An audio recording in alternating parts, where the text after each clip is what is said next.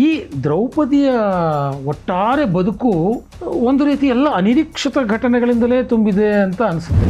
So ಆಕೆಯ ಹುಟ್ಟಿನಲ್ಲೇ ಆಕೆಯ ಮನಸ್ಥಿತಿ ಒಂದು ಜನತೆಗೆ ಗೊತ್ತಾಗ್ಬಿಡ್ತಾ ಅನ್ನುವಂಥದ್ದು ಒಂದು ಪ್ರಶ್ನೆ. ಆಕೆಯ ಒಂದು ಉದ್ದೇಶ ಇಟ್ಕೊಂಡ್ರೆ ಆಕೆಯ ಜನ್ಮ ಆಯ್ತಾ? ಬಹಳ ವಿಚಿತ್ರವಾದ ಹುಟ್ಟು ಅದು ಅಂತ. ಮಹಾಭಾರತದ ತಿರುವುಗಳಿಗೆಲ್ಲ ಕಾರಣಳಾದವಳು ಅವಳು ಹುಟ್ಟಿ ಬರಬೇಕು ಅಂತ ಯಾರು ಅಂದ್ಕೊಳ್ಳೇ ಇಲ್ಲ. ಕೊಲ್ಲೋಕ್ಕಾಗಿಯೇ ಒಂದು ಹುಟ್ಟತ್ತೆ ಅಂದರೆ ಅದಕ್ಕೆ ಅಲ್ವ ಆಯುಧ ಅಂತ ಹೇಳೋದು. ದ್ರೋಣ ದೃಪದ ಅನ್ನೋರ ಕಥೆ ಇದೆಯಲ್ಲ, ಇಡೀ ಮಹಾಭಾರತದಲ್ಲಿ ಬಹಳ ಮುಖ್ಯ ಸ್ಥಾನ ವಹಿಸಿದೆ. ಮನುಷ್ಯ ಸಂಪರ್ಕದಿಂದ ಹುಟ್ಟಿದವರೇ ಅಲ್ಲ ದೃಷ್ಟದ್ಯುಮ್ನ ಮತ್ತು ದ್ರೌಪದಿ. ಸ್ವರ್ಗಶ್ರೀಯು ಹುಟ್ಟಿ ಬರಬೇಕಿತ್ತು. ಆಗ ದ್ರೌಪದಿ ಬಹಳ ನೊಂದವಳು, ಬೆಂದವಳು ಅನ್ನೋ ತರಹದಲ್ಲಿ ನೋಡುವವರಿದ್ದಾರೆ. ಎಲ್ಲದಕ್ಕೂ ದ್ರೌಪದಿನೇ ಕಾರಣ ಅಂತ ಹೇಳುವವರು ಇದ್ದಾರೆ. ಸ್ನೇಹಿತರೆ ನಮಸ್ಕಾರ, ಹೊಸದಿಗಂತ ಡಿಜಿಟಲ್ ಚಾನಲ್ಗೆ ಸ್ವಾಗತ. ಸತ್ಯಾಮಿಥ್ಯ ಕಾರ್ಯಕ್ರಮದಲ್ಲಿ ಮಹಾಭಾರತದ ಮಹಾನ್ ವ್ಯಕ್ತಿಗಳ ವ್ಯಕ್ತಿತ್ವದ ಪರಿಚಯವನ್ನು ನಿಮಗೆ ಮಾಡಿಕೊಡ್ತಾ ಇದ್ದಾರೆ ಜಗದೀಶ್ ಶರ್ಮ ಸಂಪ ಅವರು. ಇವತ್ತು ಮತ್ತೆ ಇದೇ ಕಾರ್ಯವನ್ನು ಮುಂದುವರಿಸಲಿಕ್ಕೆ ನಮ್ಮ ಜೊತೆ ಇದ್ದಾರೆ. ನಾನು ಸಂಪ ಅವರಿಗೆ ಸ್ವಾಗತವನ್ನು ಬಯಸ್ತೇನೆ. ನಮಸ್ಕಾರ ಸರ್. ನಮಸ್ತೆ. ಸೊ ಭೀಮ, ದುರ್ಯೋಧನ, ಯುಧಿಷ್ಠಿರ, ಕರ್ಣ, ಇದೆಲ್ಲ ವ್ಯಕ್ತಿತ್ವಗಳ ಪರಿಚಯವನ್ನು ನೀವು ನಮ್ಮ ವೀಕ್ಷಕರಿಗೆ ಮಾಡಿಕೊಟ್ರಿ. ಮಹಾಭಾರತದಲ್ಲಿ ಬರುವಂಥ ಮತ್ತೊಂದು ಮಹಾನ್ ವ್ಯಕ್ತಿತ್ವ ಅಂತಂದರೆ ದ್ರೌಪದಿ. ಸೊ ಒಂದಷ್ಟು ಜನ ಹೇಳ್ತಾರೆ ದ್ರೌಪದಿ ಸನಾತನ ಧರ್ಮದ ಮೊಟ್ಟ ಮೊದಲ ಫೆಮಿನಿಸ್ಟ್ ಅಂತ, ಸ್ತ್ರೀವಾದಿ ಹೋರಾಟಗಾರ್ತಿ ಅನ್ನೋ ಅರ್ಥದಲ್ಲಿ ಮಾತಾಡ್ತಾರೆ. ಅದು ಎಷ್ಟು ನಿಜನೋ, ಎಷ್ಟು ಸುಳ್ಳೋ, ಎಷ್ಟು ಸತ್ಯ, ಎಷ್ಟು ವಾಸ್ತವ ಅದು ಗೊತ್ತಿಲ್ಲ. ಈ ದ್ರೌಪದಿಯ ಒಟ್ಟಾರೆ ಬದುಕು ಒಂದು ರೀತಿ ಎಲ್ಲ ಅನಿರೀಕ್ಷಿತ ಘಟನೆಗಳಿಂದಲೇ ತುಂಬಿದೆ ಅಂತ ಅನಿಸುತ್ತೆ. ಹುಟ್ಟಿನಿಂದ ಹಿಡಿದು ಆಕೆಯ ಹುಟ್ಟೇ ಒಂದು ಅನಿರೀಕ್ಷಿತ, ಆಶ್ಚರ್ಯಕರ ಅನ್ನೋ ರೀತಿಯಲ್ಲಿ ಆಗಿದ್ದು ಅಂತ. ಸೊ ಆಕೆಯ ಹುಟ್ಟಿನಲ್ಲೇ ಆಕೆಯ ಮನಸ್ಥಿತಿ ಒಂದು ಜನತೆಗೆ ಗೊತ್ತಾಗ್ಬಿಡ್ತಾ ಅನ್ನುವಂಥದ್ದು ಒಂದು ಪ್ರಶ್ನೆ. ಸೊ ಆಕೆಯ ಮನಸ್ಥಿತಿ, ಆಕೆಗೆ ಒಂದು ಬಾಲ್ಯ, ಒಂದು ಪ್ರೌಢಾವಸ್ಥೆ, ಈ ಥರ ಸಾಮಾನ್ಯ ಜನರಿಗಿರುವಂಥ ಇದು ಆಕೆಯ ಜೀವನದಲ್ಲಿ ಇತ್ತ, ಅಥವಾ ಆಕೆಯ ಒಂದು ಉದ್ದೇಶ ಇಟ್ಕೊಂಡ್ರೆ ಆಕೆಯ ಜನ್ಮ ಆಯಿತಾ? ಹೇಗೆ ಆಕೆ ದ್ರೌಪದಿಯ ಜನ್ಮ ಹೇಗಾಯಿತು? ದ್ರೌಪದಿಯ ಜನ್ಮ ಅಂದರೆ ಅವಳು ಅಗ್ನಿಜಾತೆ. ಬಹಳ ವಿಚಿತ್ರವಾದ ಹುಟ್ಟು ಅದು ಅಂತ. ಈಗ ಅಗ್ನಿಯಿಂದ ಮೇಲೆದ್ದು ಬಂದವಳು ಅಂತ, ಅಗ್ನಿಯಿಂದ ಮೇಲೆದ್ದು ಬಂದಳು ಅಂತ ಅನ್ನುವಾಗ ಅವಳು ಯಾರು ಬಯಸಿದ್ದಲ್ಲ, ಬಯಸದೇ ಬಂದವಳು ಅವಳು. ಇಡೀ ಮಹಾಭಾರತದ ತುಂಬ ಅಷ್ಟು ಪ್ರಮುಖವಾಗಿ ಕಾಣಿಸಿಕೊಳ್ಳುವ ಮಹಾಭಾರತದ ತಿರುವುಗಳಿಗೆಲ್ಲ ಕಾರಣಳಾದವಳು ಅವಳು. ಆದರೆ ಅವಳು ಬೇಕು ಅಂತ ಯಾರೂ ಏನೂ ಪಡೆದುಕೊಂಡಿದ್ದಲ್ಲ ಅದು ಅಂತ. ಬೇಕು ಅಂತ ಪಡೆದುಕೊಂಡಿದ್ದಲ್ಲ ಅನ್ನೋದನ್ನು ಒತ್ತಿಯಾಗಿ ಹೇಳ್ತಾ ಇದ್ದೀನಿ ಅಂತ ಅಂದರೆ, ಒಂದು ತಂದೆ ತಾಯಿಗೆ ಮಗು ಬೇಕು ಅಂತ ಅನ್ನಿಸುತ್ತೆ, ಆಗ ಮಗು ಹುಟ್ಟೋದು. ಇಲ್ಲಿ ಅವಳು ಹುಟ್ಟಿ ಬರಬೇಕು ಅಂತ ಯಾರೂ ಅಂದ್ಕೊಳ್ಳೇ ಇಲ್ಲ. ಹಾಗಂತ ಅವನೊಂದು ಯಜ್ಞ ಮಾಡಿದ್ದ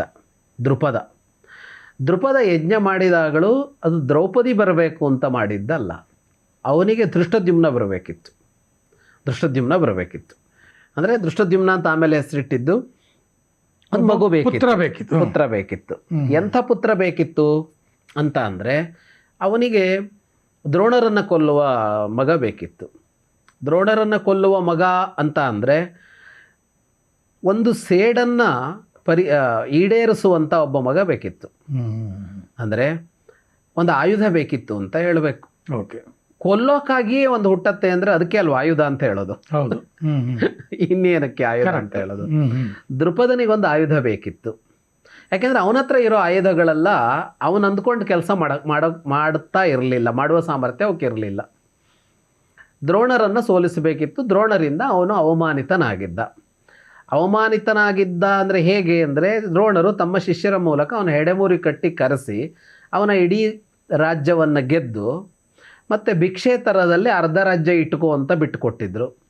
ದೃಪದ ನಂತರ ಒಬ್ಬ ಮಾನಧನ ಅಂತ ಕರೆಸಿಕೊಳ್ಳುವ ರಾಜನಿಗೆ ಅದು ದೊಡ್ಡ ಅವಮಾನ. ಅದು ದ್ರೋಣರಿಗೆ ಸೇಡು ತೀರಿಸಬೇಕಿತ್ತು. ದ್ರೋಣರ ಮೇಲೆ ಸೇಡು ತೀರಿಸಬೇಕಿತ್ತು. ದ್ರೋಣರಿಗೂ ಸೇಡು ತೀರಿಸಬೇಕಾಗಿಯೇ ಅದನ್ನು ಮಾಡಿದ್ದವರು. ಅವ್ರಿಗೆ ಇನ್ನೊಂದಿತ್ತು, ಇವನು ಅವಮಾನಿಸಿದ್ದ ಅಂತ. ಇವನೊಂದು ಸಮಾನತೆಯ ಪಟ್ಟಿ ಭಾಳ ಮುಖ್ಯವಾದ ಚರ್ಚೆ ಅದು. ವಾಸ್ತವವಾಗಿ ನಮ್ಮಲ್ಲಿ ಮಹಾಭಾರತದ ಮೇಲೆ ಚರ್ಚೆ ಆಗಬೇಕಾದ ಜಾಗ ಬಿಟ್ಟು ಬೇರೆ ಕಡೆಗೆ ಚರ್ಚೆ ಆಗಿಬಿಡುತ್ತೆ, ಯಾವ ವಿಷಯ ಬಿಟ್ಟು. ದ್ರೋಣ ದೃಪದ ಅನ್ನೋರ ಕಥೆ ಇದೆಯಲ್ಲ, ಇಡೀ ಮಹಾಭಾರತದಲ್ಲಿ ಬಹಳ ಮುಖ್ಯ ಸ್ಥಾನ ವಹಿಸಿದೆ. ಕೊನೆಯವರೆಗೂ ದ್ರೌಪದಿಯ ಬದುಕಿನಲ್ಲಂತೂ ಅದು ಭಾಳ ಮುಖ್ಯ ಸ್ಥಾನ ವಹಿಸಿದೆ. ಪಾಂಡವರ ಬದುಕಿನಲ್ಲೂ ಮುಖ್ಯ ಸ್ಥಾನ ಇದೆ ಅದಕ್ಕೆ. ದ್ರೋಣ ದೃಪದರ ಈ ಇದು.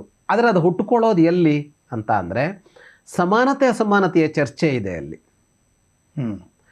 ಸಮಾನತೆ ಅಸಮಾನತೆಯ ಚರ್ಚೆಯನ್ನು ನಾವು ಕರ್ಣನ ವಿಷಯದಲ್ಲಿ ಎತ್ಕೊಂಡ್ಬಿಟ್ಟಿದ್ದೀವಿ. ವಾಸ್ತವವಾಗಿ ಅಲ್ಲಿ ಚರ್ಚೆಗೆ ಅವಕಾಶವೇ ಇಲ್ಲ. ಕರ್ಣನನ್ನು ನೀನು ಸಮಾನ ಅಲ್ಲ ಅಂತ ನೋಡಲೇ ಇಲ್ಲ ಮಹಾಭಾರತದ ಜಗತ್ತು. ನೀನು ಸಮಾನ ಅಲ್ಲ ಅಂತ ನೋಡಲೇ ಇಲ್ಲ. ಆದರೆ ನೀನು ಸಮಾನ ಅಲ್ಲ ಅನ್ನೋ ವಿಷಯವನ್ನು ದೃಪದ ನೋಡ್ದ ದ್ರೋಣರ ವಿಷಯದಲ್ಲಿ. ಯಾವ ವಿಷಯದಲ್ಲಿ ನೋಡ್ದ ಅಂತ ಅಂದರೆ ಅದು ಜಾತಿ ತಾರತಮ್ಯ ಅಲ್ಲ, ಅದು ವರ್ಗ ತಾರತಮ್ಯ ಅಲ್ಲಿ ನಡೆದಿದ್ದು. ತಾನು ಶ್ರೀಮಂತ, ತಾನು ಅಧಿಕಾರಿ, ನೀನೇನೂ ಅಲ್ಲ ಅಂತ ದ್ರೋಣರನ್ನು ನೋಡಿದ್ದು. ಅಂದರೆ ಅಲ್ಲಿ ಬಂದಿದ್ದು ಬಡವ ಮತ್ತು ಶ್ರೀಮಂತ ಅನ್ನುವ ವರ್ಗ ತಾರತಮ್ಯದ ವಿಷಯ ಇದೆ ಅಲ್ಲಿ ಚರ್ಚೆಗೆ. ಓಕೆ. ದೃಪದ ಹಾಗೆ ಮಾಡಿದ್ದು ತಪ್ಪು ಅಂತಲೇ ಕೊನೆಗೂ ಮಹಾಭಾರತ ಹೇಳುತ್ತೆ.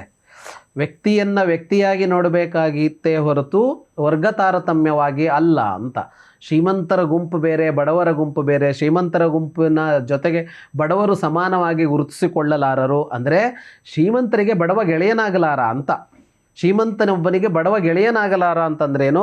ಅದೆರಡು ಬೇರೆ ಬೇರೆ, ಇದು ಕೆಳಗೆ ಅದು ಮೇಲೆ ಅಂತ. ಮಹಾಭಾರತದಲ್ಲಿ ಮುಖ್ಯ ಚರ್ಚೆ ಇರೋದು ಅದೇನೆ. ಅಂದರೆ ವರ್ಗ ತಾರತಮ್ಯವನ್ನು ಮಾಡುವ ಒಂದು ಮನೋಭಾವವು ಆಗ ಕೆಲವರಲ್ಲಿತ್ತು ಅಂತ, ಎಲ್ಲರಲ್ಲಿತ್ತು ಅಂತೇನೂ ಅಲ್ಲ. ಈಗ ಕೃಷ್ಣ ಕುಚೇಲರ ಕಥೆಯೂ ಅಲ್ಲಿದೆ. ಓಕೆ, ಹೌದು. ಅಲ್ಲಿ ವರ್ಗ ತಾರತಮ್ಯಕ್ಕೆ ವಿರುದ್ಧವಾದ ಸಂದೇಶ ಇದೆ ಅಲ್ಲಿ. ಕುಚೇಲನನ್ನು ಅವನು ನೀನು ಕನಿಷ್ಠ ಅಂತ ನೋಡಲೇ ಇಲ್ಲ, ಬಡ ಕುಚೇಲನನ್ನು ಕೃಷ್ಣ. ಆದರೆ ದೃಪದ ನೋಡ್ದ ದ್ರೋಣರನ್ನು. ಅಲ್ಲಿ ಶುರುವಾಯ್ತದು, ಅವಮಾನ ಅಂತ ಶುರುವಾಯಿತು. ಅವಮಾನಕ್ಕೆ ಪ್ರತ್ಯವಮಾನ ಮಾಡಿದರು ದ್ರೋಣರು. ಮಾಡಿ ಇವನಿಗೆ ಅದು ಮುಗಿಲಿಲ್ಲ, ಸೇಡು ಹುಟ್ಟುಕೊಳ್ತು. ಸೇಡು, ಸಿಟ್ಟು, ಬೆಂಕಿ ಇವೆಲ್ಲ ಒಟ್ಟಿಗೆ ಬರುವಂಥದ್ದು. ಹಾಗಾಗಿ ದ್ರೌಪದಿಯ ಹುಟ್ಟಿನಲ್ಲಿರೋದು ಒಂದು ನೆಮ್ಮದಿಗಾಗಿ ಮಕ್ಕಳು ಬೇಕು, ಖುಷಿಗಾಗಿ ಮಕ್ಕಳು ಬೇಕು ಅಂತಲ್ಲ. ಮಕ್ಕಳನ್ನ ಯಾಕೆ ಪಡ್ಕೋತೀವಿ? ಮಕ್ಕಳು ನಮಗೆ ಖುಷಿ, ನಮಗೆ ಸಂತೋಷ. ಅದು ಮಕ್ಕಳು ನಮಗೆ ಸಂತೋಷ ಅಂದರೆ ಏನು? ಮಕ್ಕಳು ಹುಟ್ಟಿ ನಮ್ಮನ್ನೇನೋ ಕಾಯ್ತಾರೆ, ನಮ್ಮನ್ನೇನೋ ಕಾಪಾಡ್ತಾರೆ, ನಮಗನ್ನ ಹಾಕ್ತಾರೆ ಅಂತ ಅಲ್ಲ.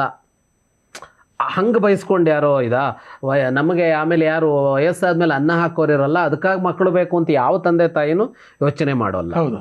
ಮಕ್ಕಳು ಖುಷಿ ಅಂತಲೇ, ನಮ್ಮ ನೆಮ್ಮದಿ, ನಮ್ಮ ತೃಪ್ತಿ ಅಂತಲೇ ಪಡ್ಕೊಳ್ಳೋದು ಮಕ್ಕಳನ್ನು ಅಲ್ವಾ?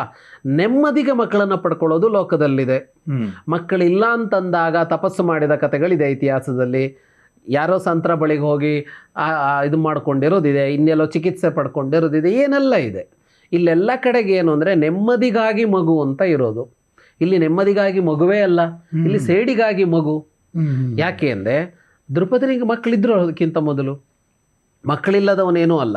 ಆದರೆ ಇರುವ ಮಕ್ಕಳು ಕೂಡ ದ್ರೋಣರನ್ನು ಸೋಲಿಸಲಾರರು ಅನ್ನೋದು ಅವನಿಗೆ ದೃಢ ಆಗಿತ್ತು. ಓಕೆ. ಹಾಗಾಗಿ ಈಗ ಬೇಕಾಗಿದ್ದು ಅವನಿಗೆ ಮಗುವಲ್ಲ, ಆಯುಧ. ಹಾಗಾಗಿ ಅವನೊಂದು ಪ್ರಯತ್ನ ಪಟ್ಟ. ಅಂದರೆ ಉದ್ದೇಶದಲ್ಲೇ ಕೆಡುಕಿದೆ, ಉದ್ದೇಶದಲ್ಲಿ ಒಳಿತಿಲ್ಲ.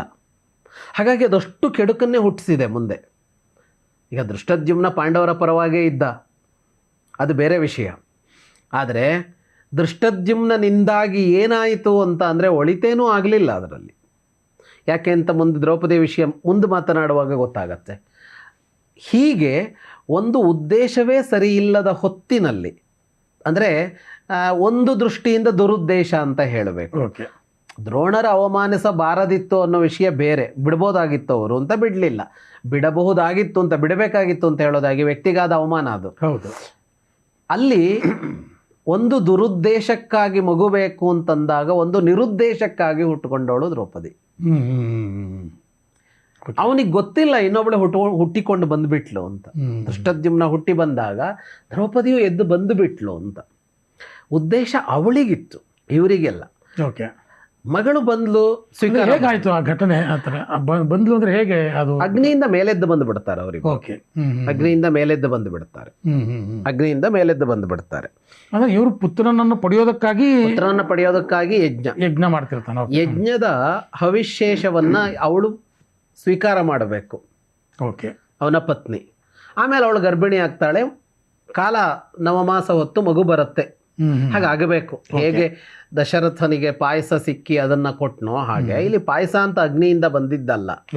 ಆದರೆ ಯಜ್ಞ ಮಾಡುವಾಗ ಅದರ ಪ್ರಸಾದ ಹವಿಶೇಷ ಅಂತಿದೆಯಲ್ಲ, ಅದನ್ನು ಇವಳು ಸ್ವೀಕಾರ ಮಾಡಬೇಕಿತ್ತು ರಾಣಿ. ಕೊಟ್ಟರು ಅವರು.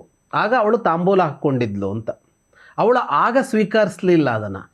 ಇವರಿಗೆ ಸಿಟ್ಟು ಬಂತು, ತೆಗೆದು ಅದನ್ನು ಅಗ್ನಿಗೆ ಹಾಕಿಬಿಟ್ರು. ಮತ್ತೆ ಹುಟ್ಟಿ ಬಂದ್ಬಿಟ್ರು ಮಕ್ಕಳು. ಅಯೋನಿಜರಾಗಿ ಬಂದವರು ಅವರಿಬ್ಬರು. ಮನುಷ್ಯ ಸಂಪರ್ಕದಿಂದ ಹುಟ್ಟಿದವರೇ ಅಲ್ಲ ದೃಷ್ಟದ್ಯುಮ್ನ ಮತ್ತು ದ್ರೌಪದಿ. ಹಾಗಾಗಿ ದ್ರೌಪದಿಯ ಹುಟ್ಟಿದೆಯಲ್ಲ, ಮನುಷ್ಯ ಸಂಪರ್ಕವೇ ಇಲ್ಲ ಅಲ್ಲಿ. ಹೇಗೆ ಸೀತೆಯ ವಿಷಯದಲ್ಲೂ ಹೇಳ್ತೀವಲ್ಲ ನಾವು, ಸೀತೆಯನ್ನ ಅಯೋನಿಜೆ ಅಂತ ಹೇಳ್ತೀವಿ ನಾವು, ಮನುಷ್ಯ ಸಂಪರ್ಕದಿಂದ ಹುಟ್ಟಿದವಳಲ್ಲ ಅಂತ. ದ್ರೌಪದಿ ಕೂಡ ಹಾಗೆಯೇ ಅಂತ, ಆವಿರ್ಭವಿಸಿದವಳು ಅಂತ ಹೇಳ್ಬೇಕು ಅವಳನ್ನು. ಹಾಗಾಗಿ ದ್ರೌಪದಿಯನ್ನ ಮುಂದೆ ದೇವತೆಯಾಗಿ ನೋಡೋದಕ್ಕೆ ಮುಖ್ಯ ಕಾರಣಗಳಲ್ಲದು ಒಂದು. ನಮ್ಮಲ್ಲೇ ಇದೆಯಲ್ಲ, ಬೆಂಗಳೂರಲ್ಲಿ ನಾವು ಕರಗ ನಡೆಸ್ತೀವಲ್ಲ, ಅಲ್ಲಿ ದ್ರೌಪದಿ ದೇವಿ ಹಾಗೆ ಹುಟ್ಟಿ ಬಂದವಳು. ಆದರೆ ಅವಳಿಗೆ ಹುಟ್ಟೋದಕ್ಕೆ ಕಾರಣ ಇತ್ತು. ಅವಳಿಗೆ ಹುಟ್ಟೋದಕ್ಕೆ ಕಾರಣ ಇತ್ತು ಅಂದರೆ ಏನು ಅಂದರೆ, ಇಂದ್ರರು ಹುಟ್ಟಿ ಬಂದಿದ್ರು. ಇಂದ್ರ ಹುಟ್ಟಿ ಬಂದಿದ್ದ ಪಾಂಡವರಾಗಿ. ಅವಳು ಸ್ವರ್ಗಶ್ರೀ. ಅವಳು ಸ್ವರ್ಗಶ್ರೀಯು ಹುಟ್ಟಿ ಬರಬೇಕಿತ್ತು ಆಗ. ಅಂದರೆ ಏನು ಅಂತ ಅಂದರೆ, ಇಂದ್ರ ಅಂತ ಅಂದರೆ ಆಳುವವ ಅಂತ ಅರ್ಥ. ಇಂದ್ರ ಅಂತ ಒಂದು ವ್ಯಕ್ತಿ ಅಲ್ಲ. ಇಂದ್ರ ಅನ್ನೋದೊಂದು ಹುದ್ದೆ.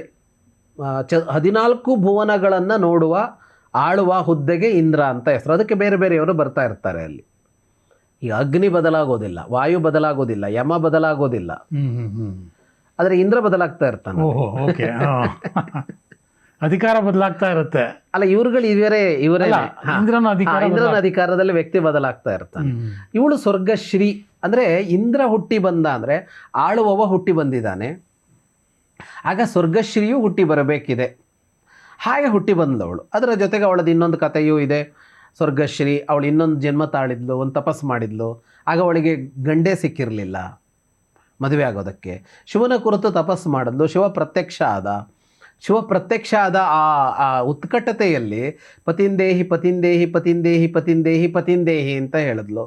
ಲೆಕ್ಕ ಮಾಡಿದ್ರೆ 5 ಸಲ ಇತ್ತು ಅದು. ತಥಾಸ್ತು ಅಂದ ಅವನು ಹೇಳ್ದ, 5 ಸಲ ಕೇಳಿದೆಯಲ್ಲ, 5 ಗಂಡಂದ್ರಾಗ್ತಾರೆ ಅಂತ ಶಿವ ಹೇಳ್ದ. ಆ 5 ಜನ ಯಾರೋ ಗಂಡಂದ್ರಾಗೋದಕ್ಕಾಗೋದಿಲ್ಲ. ಒಂದೇ ಇಂದ್ರನೇ 5 ಆಗಿ ಬಂದಿದ್ದು ಅಂತ.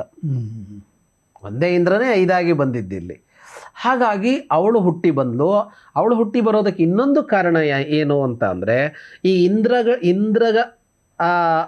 ಯಾಕೆ ಹುಟ್ಟಿ ಬಂದಿದ್ದ? ತನ್ನ ಜೊತೆಗೆ ಯಮ,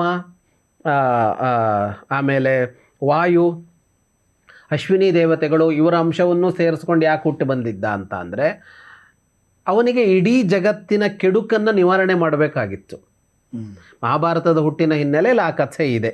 ಅಂದರೆ ರಾಕ್ಷಸರೆಲ್ಲ ಮನುಷ್ಯರಾಗಿ ಹುಟ್ಟಿದ್ರು, ಅವರ ಸಂಹಾರಕ್ಕೆ ದೇವತೆಗಳು ಮನುಷ್ಯರಾಗಿ ಹುಟ್ಟಿ ಬಂದರು ಅಂತ. ಹಾಗಾಗಿ ಇಂದ್ರ ಯಾರಿಗೆ ಇದರ ಆಳ್ವಿಕೆ ಸಂಬಂಧಿಸಿತ್ತೋ ಅವನು ದುಷ್ಟ ಸಂಹಾರಕ್ಕೆ ಅಂತ ಹೀಗೆ ತನ್ನವರೊಡನೆ ಹುಟ್ಟಿ ಬಂದಾಗ ಅವನ ಶಕ್ತಿ ಇದೆಯಲ್ಲ ಅದು ಹುಟ್ಟಿ ಬರಬೇಕು. ಅಂದರೆ ದ್ರೌಪದಿ ಇಲ್ಲಿ ಹುಟ್ಟಿ ಬಂದು ಒಂದು ಯುದ್ಧ ಮಾಡಿಸ್ಲೇಬೇಕು ಅವಳು. ಯುದ್ಧ ಆಗದೆ ಸಂಹಾರ ಆಗೋದಿಲ್ಲ. ಆ ಸಂಹಾರ ಮಾಡಿಸೋದಕ್ಕೆ ಅವಳು ಹುಟ್ಟಿ ಬರಬೇಕಾಯ್ತು. ಹಾಗಾಗಿ ಹುಟ್ಟಿ ಬಂದವಳು. ಅವಳು ಯಾಕೆ ಹುಟ್ಟಿ ಬಂದ್ಲು ಅಂದ್ರೆ ಅದಕ್ಕೆ ಹುಟ್ಟಿ ಬಂದ್ಲು. ದೃಪದನ ಬಯಕೆ ಅಲ್ಲ ಅದು, ಅದು ಅವಳ ಬಯಕೆ ಮತ್ತು ಅದು ವಿಶ್ವದ ಬಯಕೆ ಅಂತ ಹೇಳ್ಬೇಕು ಅದನ್ನ. ಅದು ವಿಶ್ವದ ಬಯಕೆ ಅದು. ಯಾಕೆಂದ್ರೆ ಎಲ್ಲರೂ ಅಂದ್ರೆ ಒಳಿತಿನ ಶಕ್ತಿಗಳೆಲ್ಲ ಸೇರಿ ಜಗತ್ತಿಗೆ ಒಳಿತಾಗಬೇಕು ಅಂತ ಬಯಸಿದಾಗಲೇ ನಡೆದಿದ್ದದು ಅಂತ. ಹಾಗೆ ಹುಟ್ಟಿ ಬಂದವಳವಳು ಅಗ್ನಿಪುತ್ರಿಯಾಗಿ ಹುಟ್ಟಿ ಬಂದ್ಲು, ಅಗ್ನಿಜಾತೆ ಅಂತ. ಹಾಗಂತ ಈ ದ್ರೌಪದಿಯ ಬದುಕನ್ನು ಇಟ್ಟುಕೊಂಡು ಹೀಗೆ ಹುಟ್ಟಿದ್ದನ್ನು ನೋಡಿ, ಅವಳ ಬದುಕಿನಲ್ಲಿ ನಡೆದ ಕೆಲವು ಘಟನೆಗಳನ್ನು ನೋಡಿ ದ್ರೌಪದಿ ಬಹಳ ಬೆಂದವಳು ಅನ್ನೋದಕ್ಕಿಂತ ದ್ರೌಪದಿಯನ್ನು ಬೆಂದವಳು ಅನ್ನೋ ತರಹದಲ್ಲಿ ನೋಡುವವರಿದ್ದಾರೆ. ಮತ್ತು ಅವಳು ಬೇಯಿಸಿದವಳು ಅಂತ ನೋಡುವವರು ಇದ್ದಾರೆ. ಎಲ್ಲದಕ್ಕೂ ದ್ರೌಪದಿನೇ ಕಾರಣ ಅಂತ ಹೇಳುವವರು ಇದ್ದಾರೆ. ಆದರೆ ಹಾಗೇನೂ ಅಲ್ಲ. ಅವಳ ಬದುಕಿದೆಯಲ್ಲ ಹಾಗಿಲ್ಲ. ಕೆಲವು ಹೊತ್ತಲ್ಲಿ ಹಾಗಿದೆ ಅವಳ ಬದುಕಿನಲ್ಲಿ, ಆದರೆ ಎಲ್ಲವೂ ಹಾಗಲ್ಲ. ಹಾಗಾಗಿ ಅವಳನ್ನು ಸ್ವರ್ಗಶ್ರೀ ಅಂತ ಕರೆಯೋದು.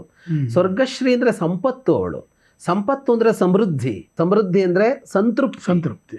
ಹಾಗಾಗಿ ಅವಳು ಬರೀ ಸುಡುವ ಹಾಗಲ್ಲ. ಈ ದ್ರೌಪದಿ ಅಂತ ಕೂಡಲೇ ಒಂದು ಬೆಂಕಿ ಚಿತ್ರ ಹಾಕೋದಿದೆಯಲ್ಲ, ಅದೇನು ಹೊಂದಿಕೊಳ್ಳಲ್ಲ. ಅವಳ ಬದುಕಿನಲ್ಲಿ ಅದು ಕಾಣಿಸುತ್ತೆ ನಮಗೆ. ಏನಾಗತ್ತೆ, ನಮಗೆ ಘಟನೆಗಳಲ್ಲಿ ದಟ್ಟ ಪ್ರಭಾವ ಬೀರುವ ಘಟನೆಗಳಿದೆಯಲ್ಲ ಅದು ಸಾಮಾನ್ಯ ಬದುಕಿನ ಘಟನೆಗಳಾಗಿರೋದಿಲ್ಲ. ಹಾಗಾಗಿ ಸಾಮಾನ್ಯ ಬದುಕು ದ್ರೌಪದಿಯದ್ದು ಏನಾಗಿತ್ತು ಅಂತ ನೋಡಿದರೆ ದ್ರೌಪದಿ ಹಾಗಲ್ಲ ಅಂತ ಗೊತ್ತಾಗತ್ತೆ, ಅವಳು ಬೆಂಕಿ ಅಲ್ಲ ಅಂತ ಗೊತ್ತಾಗತ್ತೆ.